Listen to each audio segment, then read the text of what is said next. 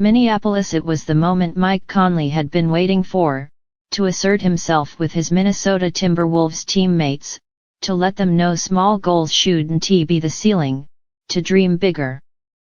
To let them know urgency should be the theme. A training camp dinner was the opportunity. The franchise that had only been out of the first round once in its 3-decade existence was going to be challenged by its most experienced player, the point guard who'd gone to the conference finals once in 11 playoff runs. I was like, man, we have to change our mindset, Conley recalled to Yahoo Sports earlier this week in Minnesota. We're not here to make a playoff berth or a playoff win. You gotta start thinking about championship mentality, and what does that mean? Every day, wanting to be better, and ultimate goals at the end of the year. The team had given the eventual champion Denver Nuggets their admittedly toughest run in the playoffs the year before, a competitive 5-game series in the first round. But the West was stacked. It had always been that way, even when Conley was in Memphis and then Utah. Still, when Conley looked around the room, around the table that night, he saw no reason for this team to take a step back to even the teams with championship pedigree or Hall of Fame players. The city might be excited for a playoff win or playoff series win, but that's not what we're here for. We gotta get our minds on the bigger picture. From that day forward, training camp on, players and coaches, we all about, how can we be a championship culture in order to hopefully one day compete in one?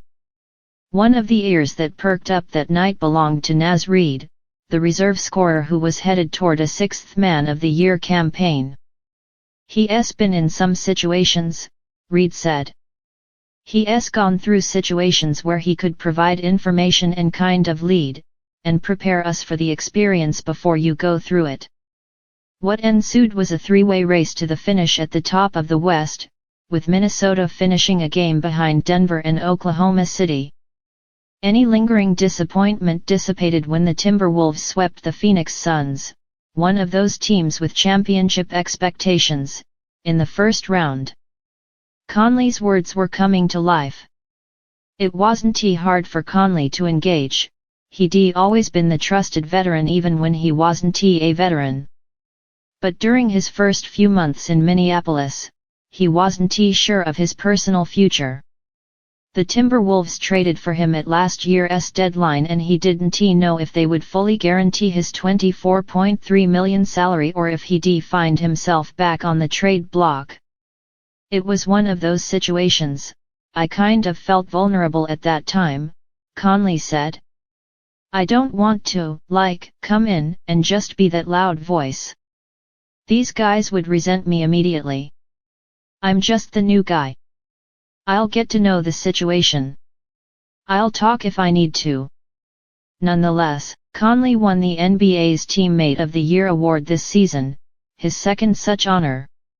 The Timberwolves guaranteed his contract in June, and he has since signed a 2-year extension that will take him to 2025-26.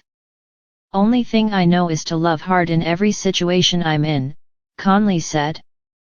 Once the summer happened and working out with guys, I decided I'll have to address the team in a different way than they've heard in the last few years.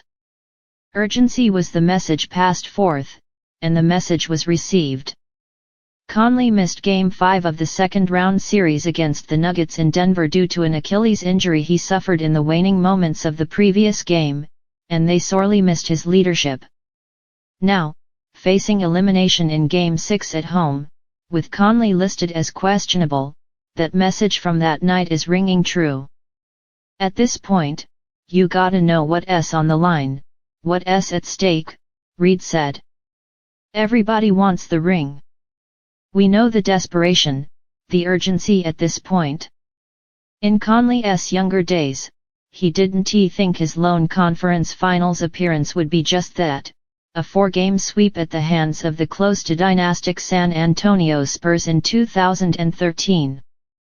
And after that, who could have seen Stephen Curry and, later, Kevin Durant and the otherworldly Golden State Warriors emerging and dominating the conference? But then again, Conley didn't see himself winding up in Minnesota with these Timberwolves. He thought, as his days in Utah were ending, he would be in a warm weather city, Los Angeles. The Jazz asked me my preferred spots and I told them, somewhere where I have a chance to win. Minnesota wasn't even on my list of teams, Conley said. It was the Clippers, the Lakers, or some other organizations that were more out front. Minnesota came in at the last minute, or the LA teams didn't put their best foot forward. Utah was going through a rebuild, and the Lakers decided on D'Angelo Russell. The Clippers added Russell Westbrook following his exile from the Lakers. In other words, it was a curious game of musical chairs. In a weird twist of irony, Minnesota and Utah were playing each other on deadline day when Conley got wind of a three-way deal involving the Lakers, Jazz and Timberwolves. The three-point guards were involved, along with many other players and draft picks. I was like, I hadn't heard one thing about this from anybody in the organization, so it caught me by surprise, Conley said. As you can imagine, with the timing, I was shocked.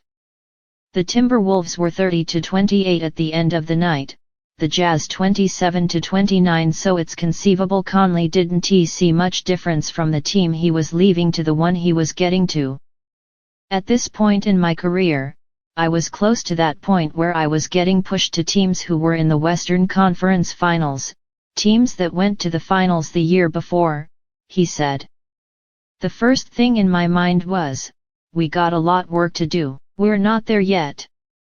Right below 8th, 9th seed. So, how can I get this team to where I want to be? How can I mold this into what I want it to be as soon as possible? As it turned out, it was the best possible move for Conley and certainly for the Timberwolves. He'd already played with Rudy Gobert in Utah, and he knew all about the potential of Anthony Edwards, a rising star. Imparting the urgency was a stair-step process, and it started with his young teammates, and Edwards. They saw the work he was putting in on off days and wondered why he wasn't taking it easy on his mid-30s body. I need this.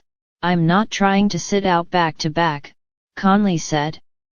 I'm not trying to be the 36-year-old prototype, old guy on the team. I want to be better than that. Conley is a cold tub devotee, which aids in recovery. But it is a shock to the system initially, and Edwards wanted no part of it. How do you get in there every day? Edwards asked. You need to get in here with me, Conley replied. A week later, Edwards dipped his toe in. Later, he got his whole foot. Then his knees. You get the picture. Now he's in there all the time, Conley said. That's his way of leading by example, of not having to have the loudest voice in the room. Players watch and take note. Then guys say, I am gonna eat less or get more rest. I'm not wasting time, I'm not hanging out late, Conley said. I'm so locked in on a goal right now, I need y'all to be there with me. I know you might not feel like you're ready, but you're ready. For Conley, helping turn this from a .500 operation to a top contender while still being a big part of it was a surprise, so he's taking the new lease on it as a blessing. He doesn't want his teammates to have regrets, because while this is their first real run, it isn't a guarantee they'll be back. Luxury tax apron implications, along with ownership upheaval, are facing the franchise. As fleeting as it is, this could be the Timberwolves' best chance because it won't get easier. Not realizing this is your shot, Conley said. The first time you're like, congratulations to us, we're gonna keep building. Then they fired Lionel Hollins in Memphis, we started getting new coaches, roles changed, guys getting paid, people left, people came in. All that stuff happened. It's like that here. We got a lot of guys who make a lot of money now, and they're young. We can't be satisfied. You gotta use this opportunity. It was almost like he could see the future. From taking a 2-0 lead to falling behind 3-2 against the champions who are finding their way. I'm one of those people, I don't want to learn through losing, Conley said. I don't want to learn by letting a team win a couple games in a series to make us change some things. Why don't we, in games, figure this out? We're good enough to do this. I don't have time for it. Why all don't have time for it? Please subscribe my channel now.